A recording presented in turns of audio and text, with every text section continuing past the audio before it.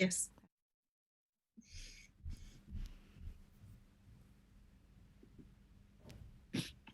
Hello, good evening. How is your solstice weekend? Welcome to Book Club Live. This is our Sunday night salon dedicated to the magic of the book. And have we got a book for you this evening? Tonight we're going to be talking to author, journalist, nature writer, and National Geographic Woman of Impact, Jini Reddy, about her book Wonderland. It's already been longlisted for the Wainwright Prize for Nature Writing, and I'm not surprised because it really is brilliant. Yes, we're going to be talking about Jini's journey and adventures around the UK looking for magic in the landscape. So if you're looking to find out and understand a little bit about how to get more of spirituality in your relationship with nature or even into your life, then you're kind of at the right salon tonight. It tends to work a bit like this with the Book Club Lives. Is I'm going to be talking to Jini in conversation for about 30 minutes or so, and then we have a small break, and the break is really designed so that we can get a glass of water or a drink or something to sustain you. This is a real sort of celebration of book and a real kind of Sunday night nice thing to do, so do get something that will sustain you, and then we'll come back and I'll put any questions to Jini that you might have about her work or her book. Or as it's solstice and as it's so very easy to get involved with Book Club Live, if you'd like to tell us what you're doing this solstice weekend or how you've been celebrating, then it'd be nice to hear from you and find out about that. Because I didn't realise, there's a function on the website that you can probably see its comments, so you can just put anything in there, and if you want to send a private message that only I see, I can see it and then talk to Jini. It's very, very easy to use. Because I'm very interested in this idea of solstice and what we've all done, because I didn't realise until I read Jini's book that competitive solsticing was a thing. So, hello, Jini. Hi, Helen. With you. Oh, it's lovely to see you. Tell me, just to start, before we talk about the book, I had no idea that competitive solsticing was a thing. Can you tell us what it is? Oh, well, that's an expression that I coined, just the sense that I get that everybody is trying to outdo each other to be the most green, most reverential person in terms of how they celebrate the solstice. A bit cheeky, really. I really like cheeky, especially as my producer and husband, who does all the tech for tonight. I think he's trying to do some competitive solsticing this weekend by cycling 90 miles up country over the solstice night to see as much light as possible. Yeah, I'm quite impressed by that, but I'll let him off. Oh, you let him off. Yeah. Well, I try to spend as much time as possible out. I mean, these nights are so beautiful in the UK. It's just, now we are allowed out. It's just lovely to spend as much time as possible in the parks. So that's what so no need for competitive solsticing, but just to hear what you're doing would be lovely. So, Jini, I want to begin with magic, because it's such a big word and it has such connotations to the supernatural. It's an unusual word. You don't hear magic being used so much. And I just wanted to talk about your relationship with magic. Where does it come from, this comfortable nature with which you sort of approach magic in the landscape? Yeah, I think for me, I was thinking of magic, okay, broadly, something that's present but unseen, something we are aware of. But specifically for me, it's very much based on the kind of reciprocal relationship that people from indigenous cultures have with nature and landscape. So I was a travel writer for a long time, and I had opportunities to meet people from indigenous cultures, and I was always struck by the way that for these people it was perfectly natural to have a conversation with the sky or the earth or the sun or animals or plants. And I found that really magical. And I wanted to know if it might be possible for somebody like myself to experience a glimpse of the world in this way and to be able to connect with this animate, sentient nature. So that in part sparked the journey. But also, when I was a kid, I was really into magic and mysticism. So I think it's always been there, that love of magic, the idea that magic fills you with awe and wonder, and the the surprise, the element of surprise that comes with it too, the synchronicities that can unfold. Oh, it's a really beautiful answer. And I want to pick up a couple of things on that I hadn't thought about. And that was that, when you're explaining your work as a travel writer and saying you're used to writing about these indigenous cultures, I realised that I am used to reading those stories, just not used to reading them about the UK. Yeah, same here. And is that what you meant? You said someone like me, you said like someone who's a travel writer who's just looking at it with fresh eyes in terms of how. Yeah, I think I meant like me, as in I'm not a shaman, I'm not a medicine woman or medicine man. I don't have any special skills. So in that sense, I'm exploring. I in the book, I was trying to ask many questions, and I, just like a regular person might do, I'm not coming to it as an expert. Yeah, it really did feel like, the magic was there for all of us, that, if you could find it, it was perhaps there for everyone, which is very unusual in writing about the UK. I mean, I don't think I've read anything like that. We did a Salon on Blake last year, on William Blake, and that kind of magic in the landscape. And it, really reminded me of that idea that magic is there. You've just got to be looking for it. I think people have written about these things, but they would never appear on the shelves of nature writing. They might be in the niche bookshops, more alternative bookshops, geared towards a more niche readership, whereas this is geared towards a mainstream readership. Yep. So it's slightly different in that way. Yeah, definitely. Well, thank you so much for bringing it into the mainstream. And I know the conversation we had before, you mentioned a few books that it would now be useful for me to go on and read, and I will share those with anyone who wants them, and I'll be going on to read them. So you were going to go out for magic in the landscape, in the UK landscape, and I was really struck by the phrase that you said. I think it's a Rumi quote, that what you seek is also seeking you. And it's really played in my mind. I love that phrase so much. Did you know what you were seeking? I had this broad idea of wanting to connect with this sentient essence, with nature's voice. And when I started out, I think the first thing I did, and it's in the book, I went and spent 4 or 5 nights up a mountain in the Pyrenees, and my intention was to hear nature's voice. On your own? On my own, yes. I was on my own. I was fasting. I had no phone, no watch. It was a very intentional experience. Can we just recap on that? Because this blew my mind. You were on your own, up a mountain in the Pyrenees. You had an apple, no phone, and in a tent, and completely on your own and fasting. Yes. Of course you were. And I'd been walked up there by this Basque guide, and I remember when he left me at this spot, he said, see you in 5 days down the mountain. By the way, in that woods over there, the Yeti lives there. Bye. So that kind of set the tone for the next 5 days. I kept looking in the woods and wondering what was in there. But I'd done something like that before, so I was kind of relishing it, really looking forward to it and embracing that, the opportunity to spend this immersive time on my own. But I guess the book kind of extended from that. That fed into my desire to continue wanting to hear nature's voice. And I think I was also, without being really clear at the time, wanting to find some connection with the divine, but outside in the landscape. Yeah, I think that idea of finding the divine, finding God in nature is really underserved. It's something that we don't talk about enough. We set up a festival 7 years ago called the Also Festival, and I think a lot of the desire to do that was to try and explore our relationship with nature in a very kind of like easy way, because we were so missing from it, working so hard and so connected in the cities, that we needed to go to the country and spend some time there. But when you were up there in the Pyrenees, in your tent, something quite unusual happened. What happened to you?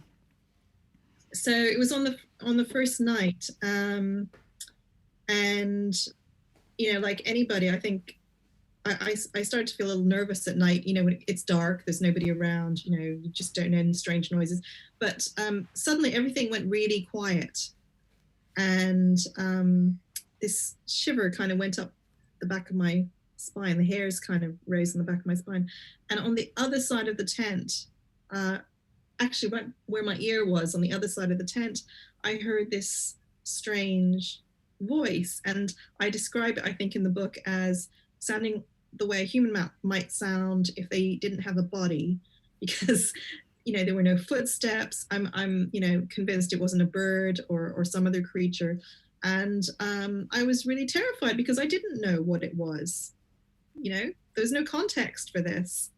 And yeah, so I was just really frightened, and I began to rock back and forth. And I think I talk about this in the book as well. I clutched this icon that I have, and silently I was muttering, I come in peace, I come in peace.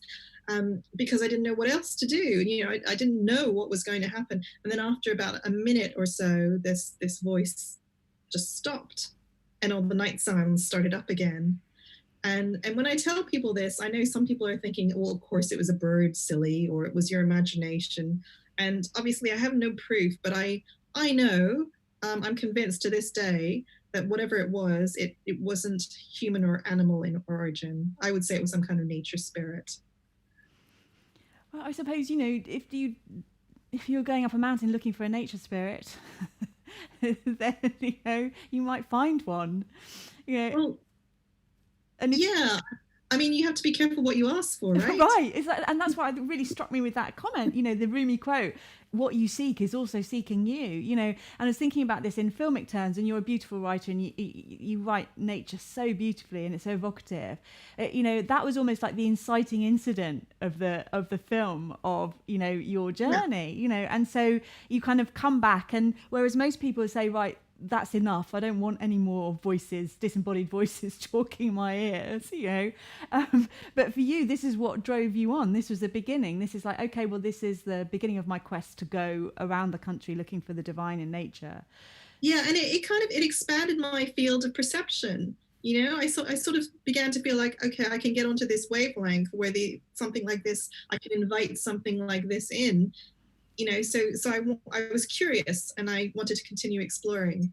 You did. And so and this took you in the first part of your exploration takes you to Labyrinths. And again, one of the joys of this book is that, like your phrase competitive solstice, which has been a fun, but Labyrinths again, and I had no idea that these were just such a huge sort of cultural force, and it had such resonance, and there's a labyrinth society. And well, you tell me about Labyrinths and their relationships to the divine and spirituality. Yeah, so I was on the tube in London, and I saw a drawing of a labyrinth on the tube wall, and that got me thinking. I got curious, and I did some Googling, and I came across this worldwide labyrinth locator, which is really fascinating. They're all over the place, and they date back to ancient times. And people walk labyrinths almost as a kind of mini pilgrimage. They walk them for contemplation, for serenity, and to ask questions. They treat them almost like an oracle. And so yeah, I got curious, and I just love the shape of a labyrinth. There's something quite fascinating about walking that spiraling shape, almost like walking a maze, but it's different from a maze. With a labyrinth, there's the single spiral that goes to the center. And so I got curious, and I thought, wouldn't it be great to walk a labyrinth and ask a question, a big question? And so I found one on a hilltop slope facing the sea on a nature reserve. And I was able to stay there and have it entirely to myself for 3 days and nights, which was a real gift, I guess. It is, and you can go on the worldwide labyrinth locator, because we've done it today, and they are absolutely all over the place. And as you say, it was it's a sort of portal to kind of a contemplative, another way of considering, as you say, questions. Can you? Yeah, and you can also think of it as land art. And I also saw it as a way of very quickly entering into an altered relationship with the landscape, putting experiencing the landscape through a different lens. So what question did you ask it? I think I had maybe 5 questions, and I thought, okay, this is a book I'm writing. I have to ask it a kind of dignified question. So my question was, what am I seeking? I wanted to know, what am I seeking? Yeah. Oh. And would you recommend it? Would you recommend, is it a good place to start? I mean, I feel, that just on the start of trying to get an altered relationship, with nature, is finding a labyrinth and posing a No, question?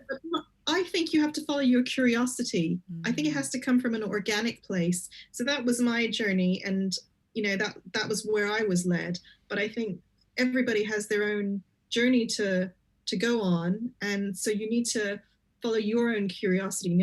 Whatever draws you, that's the way to do it. I don't think you can be too prescriptive about these things. You can't dial up an experience. You have to invite it in through intention and through the sincerity of your desire, and how the authenticity of your desire too. Okay, thank you. I want to move on to ask you about the spring,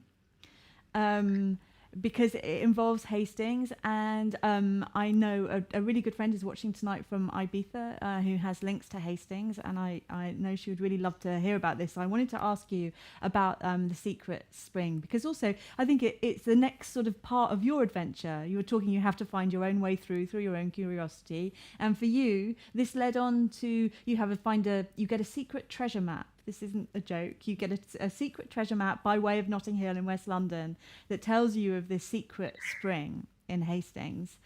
Why do you decide that that's the next thing that you have to do, and how do you decide to get there? So I was intrigued. I thought, okay, this map has come to me, and so this is a sign. I was very into following signs, following in my intuition. Trusting that I'd be guided to things. So I took this as a tangible sign that this was the thing to do next. And I was just curious. I love the idea of a treasure map. And How did it come to you? How did this secret treasure map come to you? I think I knew somebody who was very into water and sacred springs, and she does a lot of work with water. And I'd helped her to clear a spring up in Hampstead Heath the summer before. And so she told me about this. And so I thought, yes, this is it. I'm going to go off and I'm going to try and find this. And I set off with a friend, and we didn't follow the map to a T. And, we didn't do this. And so I think we spent 3 hours looking for it, and we just couldn't find it. It was a rainy day. And I was really frustrated, and I came home, and then I thought, oh, this is not working. I'm going to forget about this. But then I put it at the back of my mind, and about 3 months later, I thought, I'm going to try this again. This time I went alone. And I followed the map to a T. And within 5 minutes, things I hadn't been able to see or to find the previous time in 3 hours just presented themselves to me almost magically. And again, I had that feeling of hairs, rising on the back of my neck, which I always take as a good sign. And it was really, really enchanting. And I also went on a day when I was feeling very emotionally upset, and this is a healing springs, and I really needed the healing that day. So I think I was meant to find it that day. I think the springs wanted me to find it that day. And so when I got there, I just looked at the water, and I thought, I really need to get into this water. And so I went skinny dipping, which is not something, I'm not a person who does this very often. And this was in a woods in Hastings. So not that remote. I know that really spoke to me. I am someone who's just always absolutely loved water. I can't really see a body of water without sort of throwing myself in it. So it's almost like reading that part on the page. It was just like, oh God, I could so understand why you'd want to get in it. But, a big theme of the book that that is really well illustrated by your adventure with the secret spring is that you have to put the effort in if you want to be fully alive to the nature. And it matters how you approach it. It matters that you use a map, that you don't use GPS, who you go with, the intention that you're going to find these places. And Juliet, that I run Salon with as one of the co-founders, says that if you don't really deeply listen to nature, if you don't give it your full attention, it won't reveal itself to you. And I wondered if you found that your love of nature intensified the more that you gave it your attention, the more that your adventure went deeper and longer. Yeah, I think the more we give our attention to something, the deeper the relationship. I think it's with anything. But I especially felt that on this journey, setting an intention to connect is important, and invoking the spirit of the land was important, and trusting that these things could result in interesting and beautiful and enchanting experiences. So there was a big degree of trust. And the more I trusted, this was a very immersive year. It was a whole year that I spent going on these journeys. This was my focus. So the relationship did intensify, and things did begin to happen with, I guess, more regularity. But you also can't dial up an experience, and sometimes expectation doesn't meet reality, and you just keep going, and then something else happens, another door opens. And I guess that's a good metaphor for life. Yeah. Life's journey. But you don't shy away from that. I mean, the book isn't kind of like magical experience after magical experience. It's really frustrating. You spend a lot of time, annoyed, frustrated, not able to find what you're looking for, and then that way it's very, the more you try, the more you get it, but you're definitely putting the effort in to find what you're looking for. Yeah, I tried really hard to write from a place of honesty. I had to keep saying, is this true? Did this really happen? How did I really feel at this point? And so that when the genuinely good stuff happened, it felt more real, because I was honest about the times when things didn't work out or I was feeling frustrated. That really comes across. I think we're very used to nature writing, which does have a kind of the synchronicities do happen fairly irregularly, and you get caught up in that kind of everything happening in a good way. But it was really unusual to read of frustrations and being annoyed and having to go back and try things. It was just an unusual way of writing about nature. I really enjoyed it. Well, I read a lot of fiction, and I was trying to write it as if I were writing a fictional narrative. It's all true, but I really wanted to focus on the storytelling as opposed to lots of beautiful descriptions. Yeah, and you really go on the story with you. But talking about disappointment, it really struck me, when you're talking about finding your way to the secret spring, and you go through a gate to an ordinary park, and you can find your sort of like disappointment that's in an ordinary park, and then your description of a wildfowl centre, and it's so boring. It's just like boring description of boring wildfowl, and and it just really struck me how unmagic our relationship with nature can be. In the UK, and how often nature is put in front of us in the most boring way, almost like a classified way. And yeah, there's a lot of identifying single species, whereas I'm more interested in the big picture, I guess, and the relationships between ourselves and the nature out there. Less of a forensic focus, I guess. And how do you think we got so cut off from our relationship with nature, or seeing ourselves as nature, or trying to, be part of a wider picture of nature? I think that's a very Western thing, to do with Western materialism.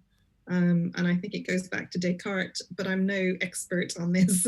This idea that the rational dominates, the rational dominates, and everything else is kind of dismissed or given lesser importance. Whereas I believe, we're all connected, and there's more than just the visible world. I think, God, I've lost his name now, but he's a pioneer in earth spirituality, and he talks about how the visible and the cosmic world coexist, and that if we, I'm going to see if I can remember his name. Thomas Berry, that's it.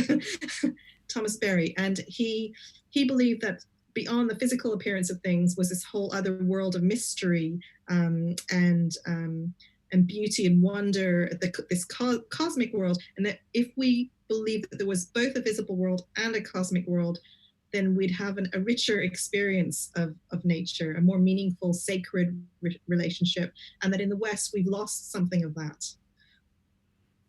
Thank you, Ginny. It is there's definitely that such a brilliant description. And at Salon we're so used to doing very big science subjects. We're so used to dealing with philosophy and science and neuroscience, and it's very unusual for us to do something that is about nature or magic, and I absolutely loved it. And I was really interested that you said that from your point of view, if you had been a diehard conservationist or scientist, you would have dismissed it. But being but your Hinduism background, or from your family, and your atheism in your DNA gave you a different reading of it. Is that right? Yeah. There are healers in my mother's side of the family, so that side of things, the more alternative way of experiencing the world, for me, is perfectly natural. From a young age, that there was nothing unusual about that. I think I'm just made that way. I'm very comfortable with seeing the world that way, and I want to, and it makes sense to me. And it's not something I've ever had to try to do. Yeah. A lot of reviews of your book have focused on your book being a new and more inclusive voice in nature writing. Was that deliberate, or is this a case of no, you just write it as you saw it?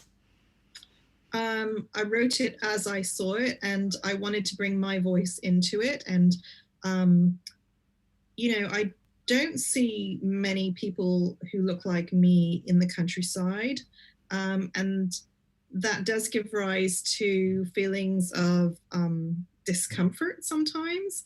And so I wanted to be honest about that, but approach it with a light touch, because my experiences have been overwhelmingly positive, and I've been a travel writer, so I was used to going to places that I didn't know, and this was an extension of that, going to the British countryside.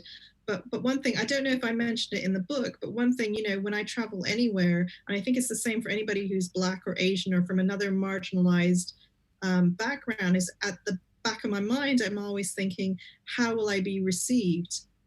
What will the welcome be like? Going into a pub in the countryside, I'm always slightly bracing myself, because I know I'll be clocked when I go in. And sometimes it's as simple as people, you notice difference. Our eye is drawn to that which is different, even briefly. So it's not necessarily a negative thing. Sometimes it can just be about curiosity. But for me, on the receiving end, it feels disconcerting and uncomfortable at times. So yeah, I did kind of want to bring in a bit of that. Yeah, you do, and it's been quite uncomfortable to read that it's always there, in your mind, and that the pub is not necessarily a welcoming place. When you're cold and wet and you've been outside trying to find a spring for 12 hours. Yeah, it's not that it's unwelcoming; it's that I'm always consciously. There's another level that you have to consider. Level, yeah, exactly. Yeah. You spend some time finding out the old ways. The old ways of our relationship with nature. And again, I was wondering if you could just tell us a little bit about what are these old ways and what you were looking for. Well, it's really the shamanic perspective. I guess it's another way of talking about the shamanic perspective. And I think shamans believe that everything in nature, shares the same life force, the same life energy. And therefore, and I think Einstein talks about this as well. And so by that reckoning, everything can communicate with everything else. And a shaman, or a practitioner of the old ways, communicates with nature in this way, with different aspects or expressions of nature. So I wanted to experience that in Britain, I guess. Yeah. It was really interesting to read, and it felt, reading about it, the shamans that you meet in the UK, it felt familiar, but also quite nostalgic. And I could almost sense a slight sort of dissatisfaction with there not being new ways of engaging with nature now, that it was always looking back to old shamanic practices that were either pagan or, that came from our sort of mythological practices that were, that were very familiar but didn't feel very, very new. Well, I think I really grappled with mythology, and I talk about that quite openly in the book. What do you mean?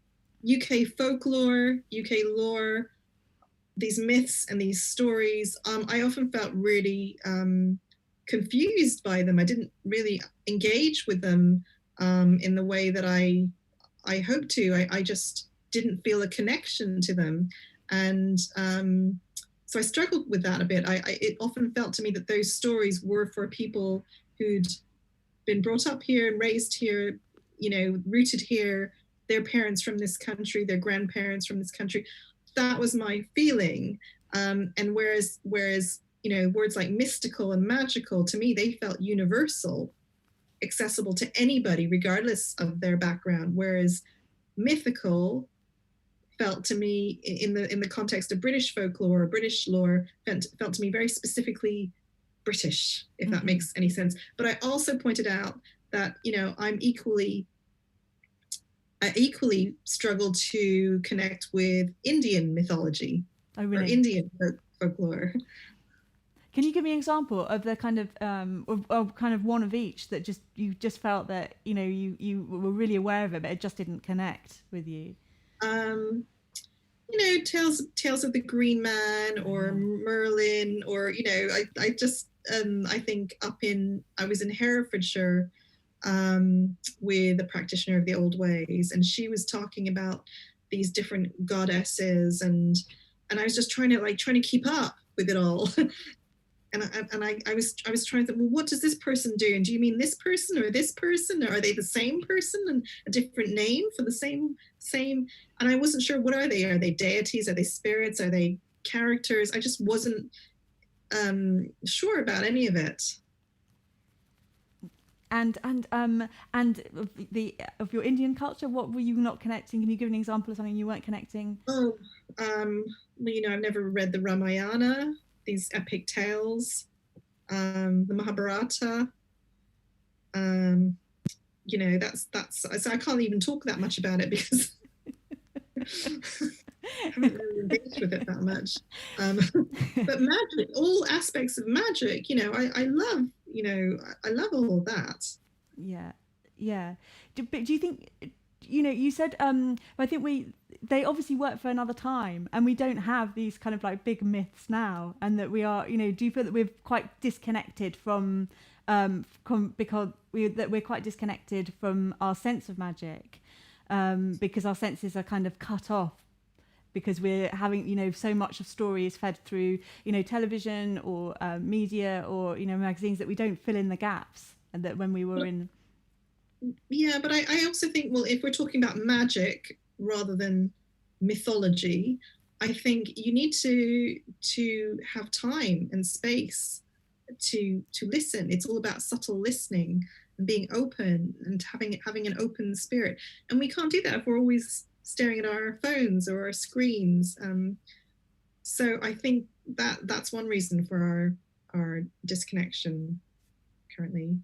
Yeah, I think we did a salon a couple of years ago at Wildness Festival, and we were talking to another speaker there, and he said something really similar. And he said that when and he teaches that kind of very sort of very keen listening in to nature and really picking up on signs. And he says when you start listening in, your senses, other than your sight and your ability to deal in a very small world, just suddenly boom open, and you're so capable. Your senses are so much more capable than and we never really get a chance to use them when we're living in the city, because our senses are so deadened because we just don't need them.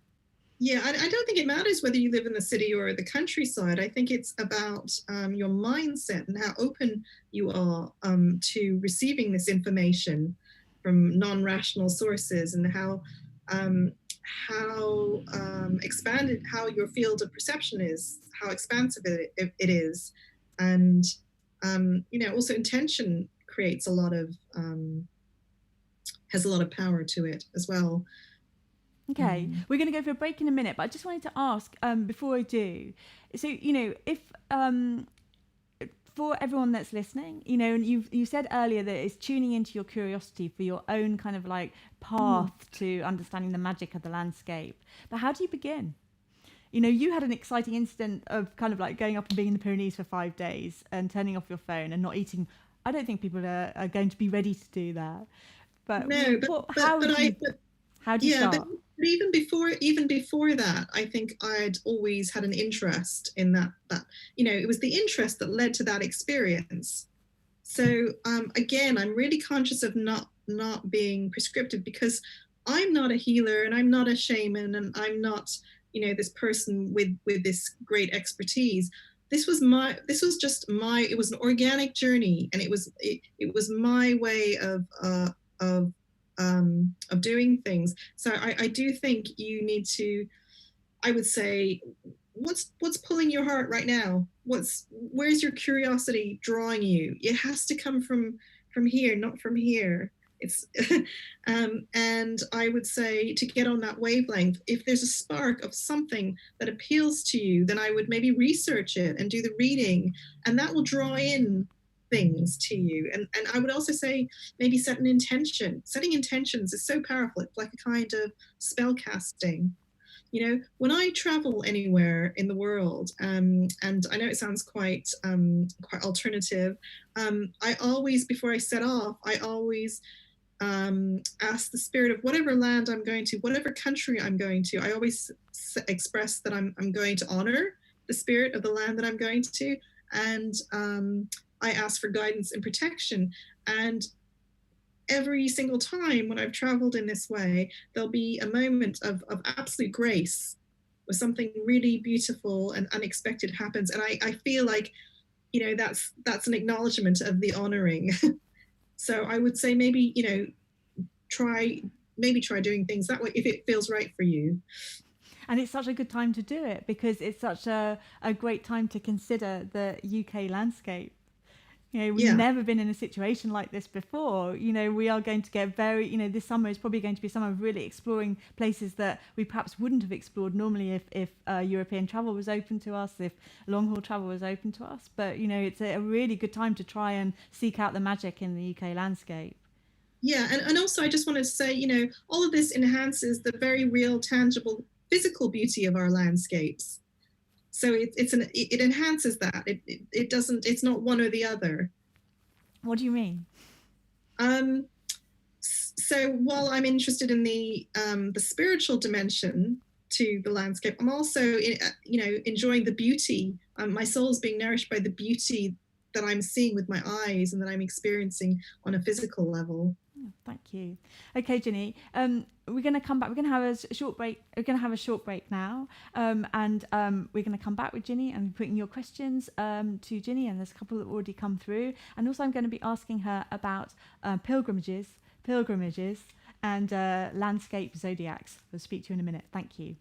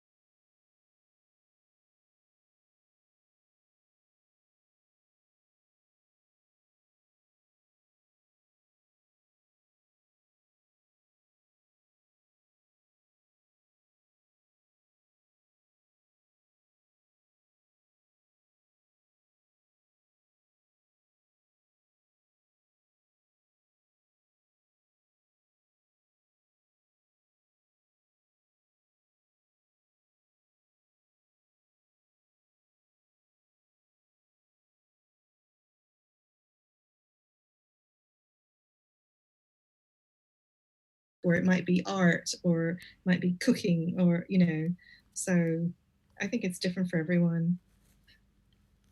We've had a small problem in that we've lost the sound since the break. Okay. It's back on now. Okay.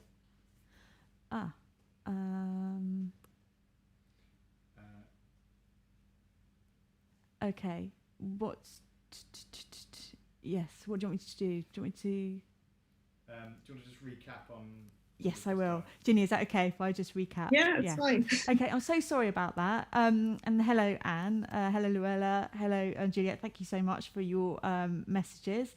I think we had a slight problem with the sound, which I'll take up with my producer afterwards.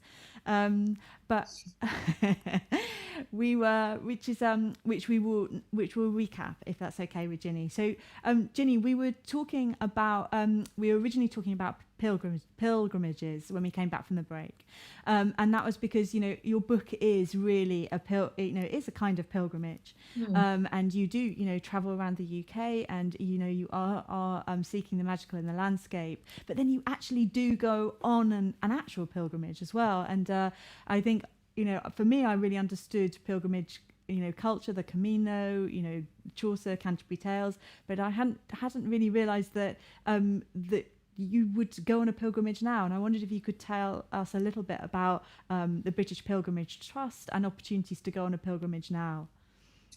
I think pilgrimage is it's common to cultures around the world, and it's not necessarily a religious thing. It can be a secular pilgrimage, and it really is a slow, reverent walk, and it can be to a specific destination that is a sacred place, or it could be a walk, a destination, a place that is sacred to you as an individual, and it's very much the walking, the journey.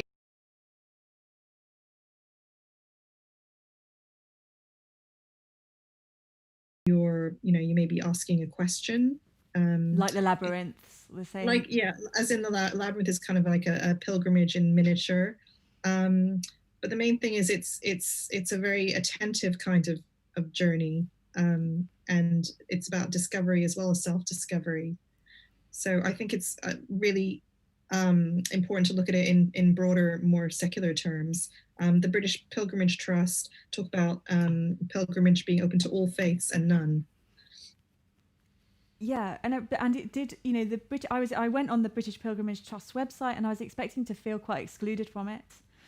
And actually, you could really sense that there was this desire to help us find our own more intentional pilgrimages and walks, and for us to understand the role that an intentional walk can be in developing our own sort of spiritual response, or our own spiritual experience or response to the landscape.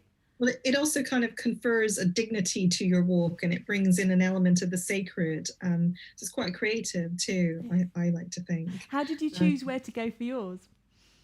Well, I wanted a day-long pilgrimage. We can do it in a day as well. Excellent.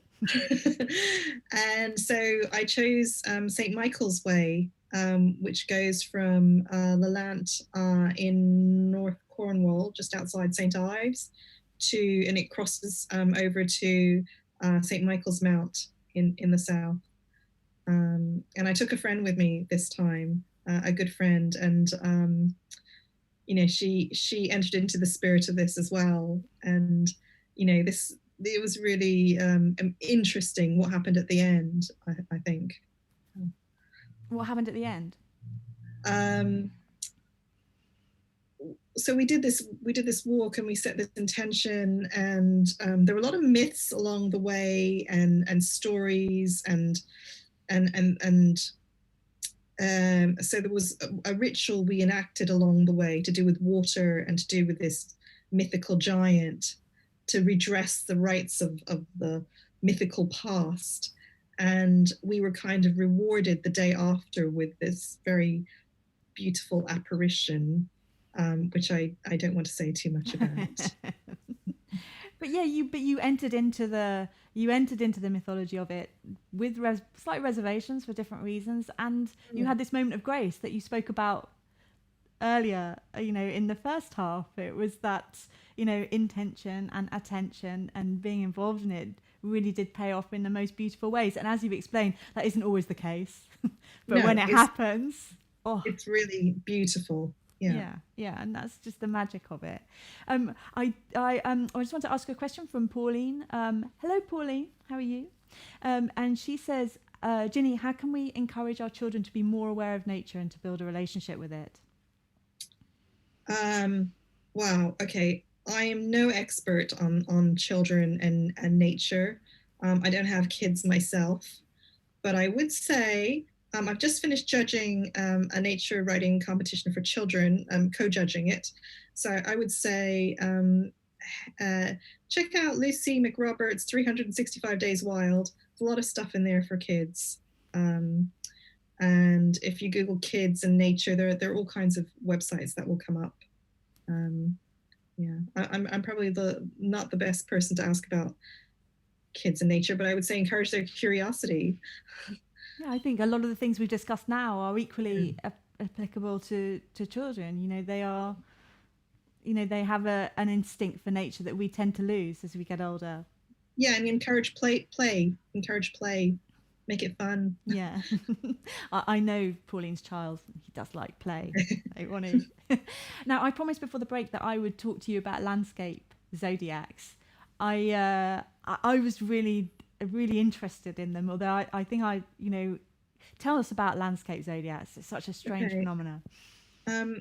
So broadly speaking, it's the idea that within certain landscapes are these correspondences with the zodiac signs, and the zodiac signs are really to do with the positioning of the planets to do with the positioning of the planets. So it's not just like the horoscope signs.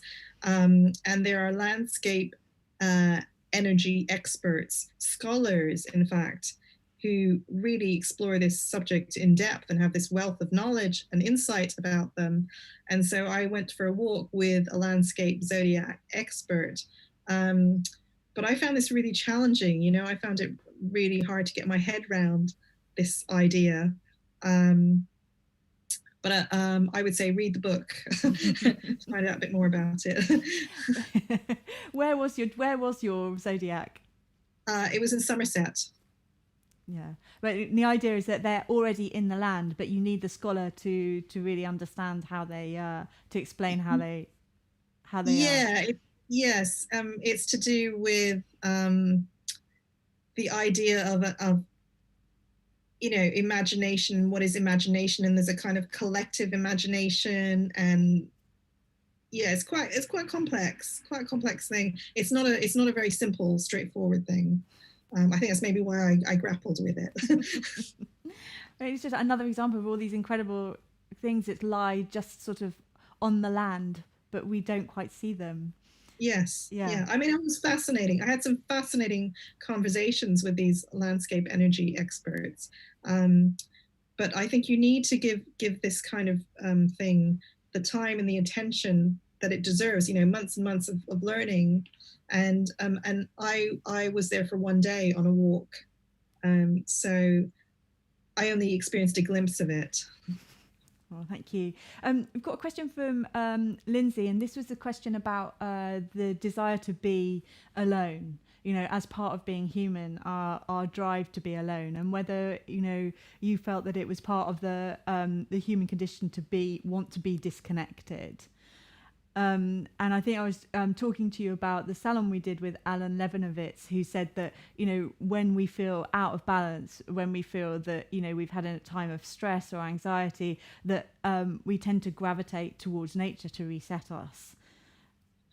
I think that's true for many people. I don't think it's true for everybody. I think some people find that through art or through music or maybe through cooking.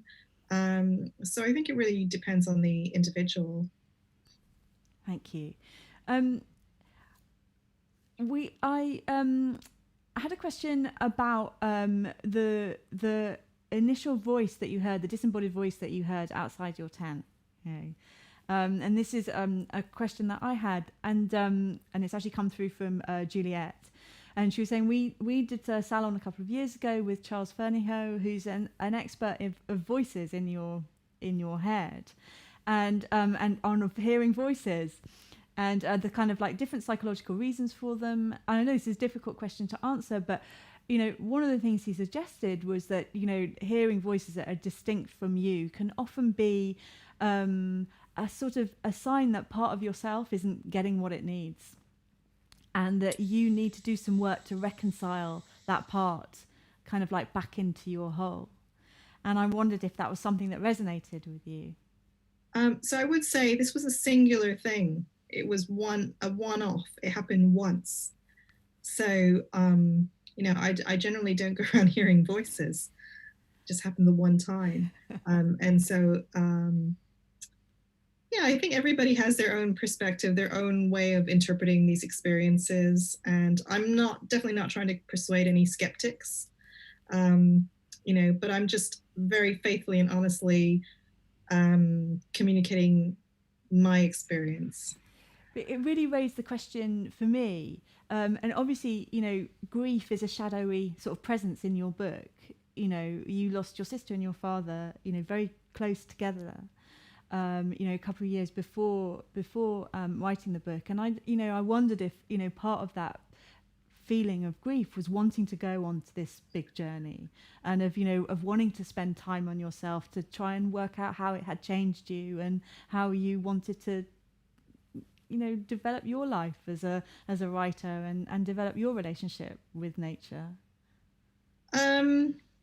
I think when you lose somebody, the grief is always there, but I wouldn't say that was the overriding reason for my doing this journey. I really just did want to connect with the magical in the landscape. I think it was more a journey to finding my voice, if anything. Voice as a writer, or voice? Voice as a writer, yeah, and just speaking openly about these kinds of more alternative ways of experiencing nature without worrying about how I might be perceived or received.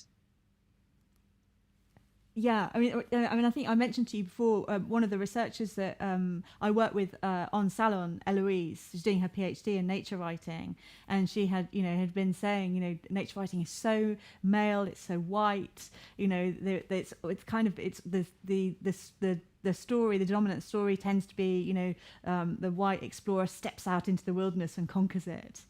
And she was just so excited to know that your book was coming, and had really alerted to me like that this is really interesting, new kind of inclusive way of looking at nature. But the thing is, it's not that new, because people from indigenous cultures over time, for these people, this is perfectly natural. It's new for us, maybe in the West. Yeah, for sure. Yeah. Yeah. I'm wanting to kind of talk to you about Iona before we finish, and you end your kind of quest or year or journey to find your voice in Iona. Well, I actually end it in Lindisfarne, but Iona was a very significant part of my year. At this point, I decided I was going to put my money where my mouth was, and just, very openly ask the spirit of the land to guide me, and to make no plans about what I would do when I got to Iona, but absolutely trust that this mission would be gifted to me, that I would know the reason for my being there. And when I told a friend about this, a travel writer friend, he was really skeptical, and he said, "You mean you're just going to rock up and be a bit spontaneous, right?" And I said, no, that's not what I mean. This is different. And when I was on the train up there, I think I got to as far as Glasgow, and I had a message, an email from someone who said, "Well, if you're going to Iona, ask yourself, go and visit this temple in the land, and ask yourself, a temple in what dimension?" And I remember being overjoyed to receive this message and thinking, this is it. This is the thing for me there. So I decided that was what I was going to do. That was going to be my mission, to find this temple in the land.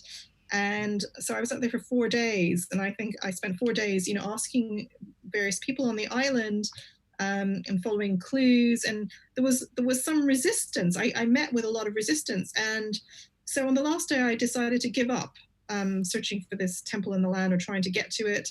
And, I was just going to go and enjoy the island because it's a really beautiful island. I walked into a cafe and I bumped into somebody, a woman I had met briefly 3 years earlier. And I told her what my mission was. And she said, okay, well, I'll try and help you to find it. And so we left the cafe. And within a minute of leaving the cafe, she bumped into somebody she hadn't seen for a year. And we asked this woman where she was going. And she mentioned this temple. And, my jaw kind of fell open after 4 days of trying to find this place, and she took us there. Yeah, it's a great, it's it's a brilliant part of the book, the trip to Iron and finding the temple. I have got to I just wanted to ask you about deep listening in nature, and I think part of your kind of, and as you say, it's your journey, so the conclusions are your conclusions, and you have the experience you do. But there is a message that we do all have this opportunity to at least listen deeply to nature, and and is that kind of your wish for readers of the book, that they will be inspired to start their own journey to have a dialogue with nature themselves? Well, I think how somebody receives the book depends on where that person is at. Sure. On one level, I just would love people to read it and enjoy it as a story. And I think maybe, people have said to me, this has got me thinking about landscape and nature in a different way.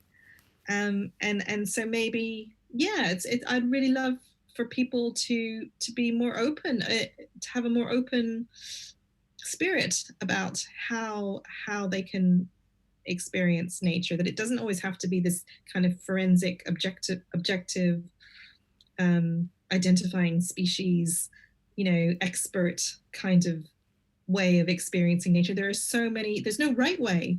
And to remember that the relationship between yourself and the nature out there is a really intimate one, between you and the nature out there.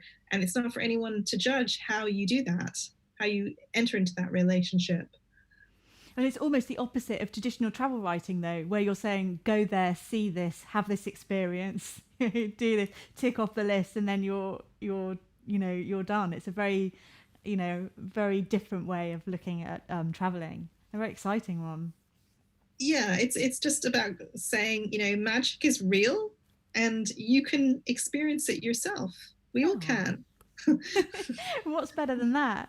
So I guess just to end on your story is to say, you describe yourself in your final chapter as the me who is an outlier, who wants to be free to love and claim belonging to this land just as I am.